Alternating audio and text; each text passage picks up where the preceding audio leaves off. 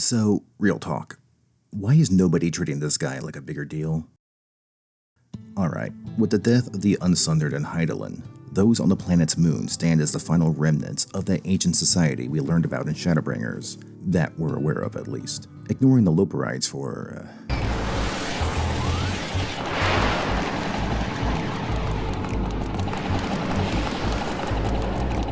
reasons. The Watcher stands as the only other representative of ancient Amarant, and as we learned during the 12 Alliance raids, he is in fact the reconstituted essence of one of the Splinter members who helped create Hydaelyn in the first place, meaning his narrative potential is invaluable. You might be wondering then, what has Sqaure done with or planned to do with such a unique and intriguing character like this at their disposal? Nothing. Freaking astonishing. Yeah, they've done virtually nothing with the poor bastard since 6.0 ended. Shoot, they barely did anything with him during the events of 6.0, and most of what he has been included in has been little more than an honorable mention. And the only question I have is why? The Watcher basically sits alone in his big-ass tower these days with nothing to do. No Zodiark to watch over, no Ascian sniffing around for him to deal with. The only time he's seriously called into action is when Golbez, the villain discussed in my part 2 video on Zodiark, link in description, uses the moon as a beachhead to launch his assault. And even then, the Watcher's presence is grossly overshadowed by the Loperites. Beyond that, he's appeared in a few side quests, namely Omega Beyond the Rift and again the 12 Alliance raids, both of which are minor parts. The real nail in the coffin though was with the former quest. While visiting the Watcher, he straight up admits in this scene to only possessing limited knowledge of the times before the ancient world was sundered, robbing us of bountiful information of the world that came before. Now, he theorizes that Hydaelyn created him this way intentionally to let us have a choice in what path we take, by robbing us of any practical means of studying ancient Amarant. Because that's how choices work, right? By not giving us one. Of course. But let's be fair, Vana has a strong habit of not giving people a choice in the matter and calling that a favor, so at least we're being consistent. Woman, the things I have to say about you will make the final days look like a Muller rant, I swear to To make it worse, none of the Scions have been shown nor stated to have spent any time with this character. He is the last remnant of the Ancients. Y'shtola and Urianger will be fighting battle royales to earn playdates with this guy, fishing for knowledge and wisdom only such an entity could possibly possess. The mere fact he's existed since the Sundering around 12 millennia ago is more than enough motivation, barring anything related to before those events, even if that information is limited. Nothing like that has happened though, he's just sitting there waiting for the next exposition dump to occur. There's something to be said about the lack of care one has for their work when they go out of their way not to pay any attention to critically important details, a condition Endwalker is riddled with. When you ignore plot holes and other obvious issues, it impacts not only your story but the characters who exist within it. The Scions are smart, perceptive people, as we've seen. They would see the value in this character's existence. By depriving him of any relevance in screen time, you inadvertently deprive our central characters of who they are. Because nobody can provide one good reason why neither Urianger nor Y'shtola are loitering in this tower non-stop. Because we all know they would be, that's who they are. Except now they're not. For no reason. Do we see the problem here? Oh, people, trust me, you have no idea just how bad this particular faux pas gets. Endwalker is single-handedly one of the most egregious examples I've seen of characters behaving nonsensically just to validate the plot. Especially regarding a certain someone this channel will be tackling soon. And viciously, I do not care for you, you're the worst. Sqaure Enix has done this asset a huge disservice with a worthless cop-out like this. Seriously?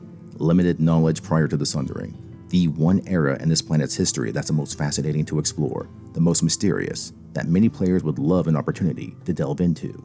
And they nipped it in the bud almost immediately. Calling that a disappointment would be an understatement. This decision reflects what seems to be a growing conundrum with post-6.0 Endwalker. Sqaure is pushing extremely hard to clear out all the elements the series has built up these last handful of years, especially anything associated with Amarant. We saw it with Zodiark's reduction to near irrelevance, with Vana's atrocious writing, the comical uselessness of the Loperites, and the mishandling of the 12 in the latest Alliance raids. All are topics I have covered or will be covering in the near future, so subscribe and stay tuned for that. It's obvious Sqaure wants to move on and open new avenues to explore.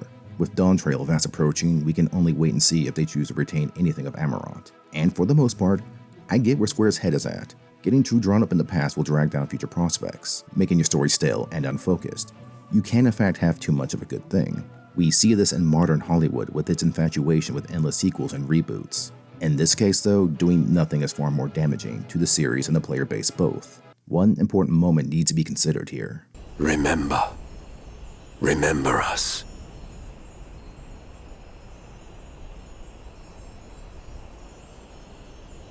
Remember that we once lived.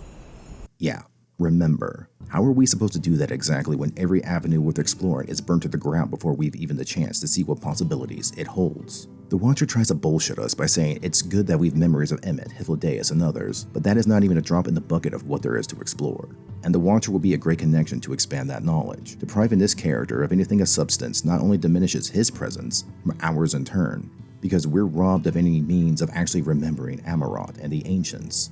And with their civilization all but erased from existence, that is a tragedy I don't think most people may recognize at first glance, especially in lieu of all the experiences and emotions we have accumulated with our time throughout these last few games. But lucky for us, this issue is actually fixable. Unlike some other issues in Endwalker, the Watcher is still around. There would be zero harm in letting us research the ancient world. It doesn't need to be MSQ content, of course, just a side gig we can do when the game's running slow and we got some time to spare. It needn't be mandatory at all, just a little something to help us recreate a more concrete culture from Amarant's ashes. Hell, after the Omega side quest, he openly invites you to speak more about Elpis with him. That right there would be motivation enough to get the quest started. Think about it, a weekly list of sites the Watcher discovers while monitoring the planet. It could be his new focus now that Zodiark is gone. He occasionally finds a ruined monument and sends us to explore. We can uncover rare artifacts from this era of the world. Not all dangerous super weapons, of course, that trope can screw off. But cultural relics. We know Amarant was wrapped around creation magics.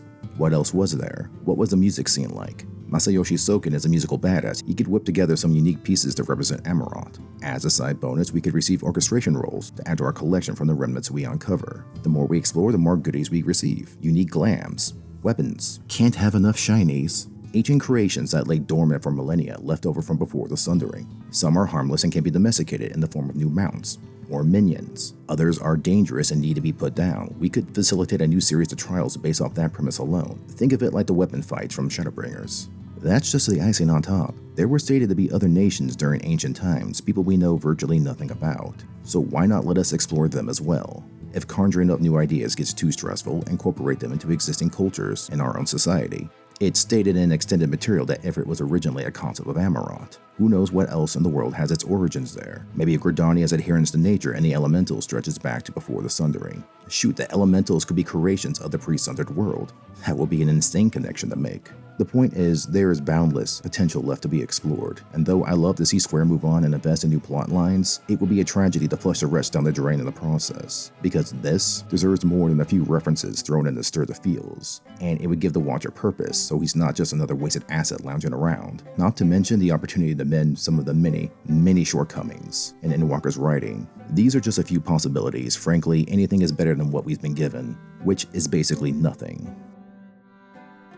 So this video is a little different from the longer format. I thought I'd give it a try. Not every idea can squeeze into the full-length topics I delve into, and not everyone is interested in sitting down to watch a 35-minute video on a whim. So I thought I would try something smaller to give folks an idea of what this channel is all about. I know most people probably haven't given the Watcher a second thought, beyond the limited content we've seen him in. Maybe for most, that's enough. Perhaps if so much about Amarant had been steamrolled over, especially in regard to Vanas's blatant abandoning of her entire race, it wouldn't bother me either. But those bridges haven't been burned, and small suggestions like this are all we have for now. I have other topics in mind as the critique series continues, so let's see how that goes. Leave your thoughts in the comments, like and subscribe. See you all soon.